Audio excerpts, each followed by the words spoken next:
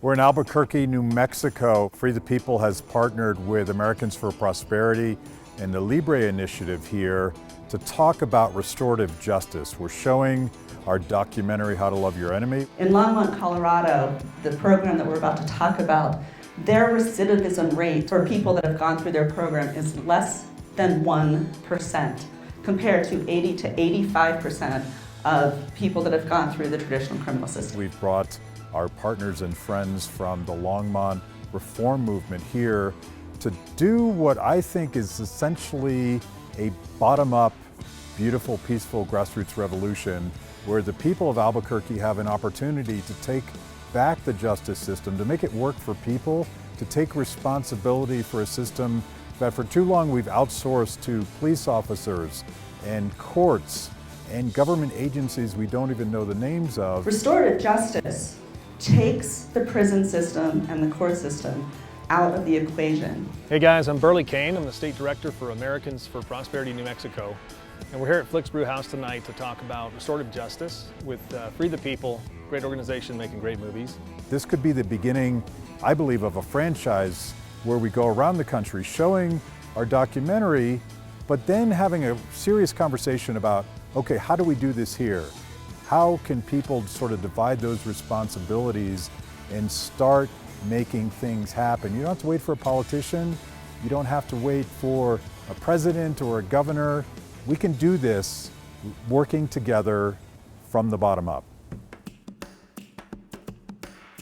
There's opportunities for restorative justice in every community around the country. And what's incredible about restorative justice is that it really comes down to community members in the local community identifying what will work best for the needs and challenges that they have in their location. So restorative justice does not get released or imposed as a one-size-fits-all solution. It really can be modified and adapted according to the unique needs of each community. So the reason we're here tonight, and we have a lot of people who are activists for justice reform, who are citizens, who are practitioners, who are potentially responsible for helping us fix this problem together. When you look in the mirror tomorrow morning, are you going to take a little bit of responsibility yourself? For decades, the responsibility for keeping a community safe and resolving social and health issues has kind of fallen on our institutions. And we're going to have to figure out an entirely different approach. Again, for decades, we criminalized our woundedness as we believed that the more we legislated and passed laws and stiffened penalties, that those new laws or those stiffer penalties would serve as an insurance policy that would protect us from the human condition. And what we've learned over this period of time is that's not the case. And what really begins to heal the woundedness is something entirely different. And that's where restorative principles of practice and justice can play a significant role in terms of the healing that needs to occur. How can we build a justice process in a community where the victim's voice is the centerpiece of the definition of justice? How can we build a justice system or a justice process in which people choose accountability, choose to say I'm responsible, choose to say I want to repair the harm, choose to say I want to make a difference, choose to say I need to figure out how to connect more with my community. If somebody is going to understand their potential, find their agency, and break through their barriers, then they're going to flourish at their highest potential.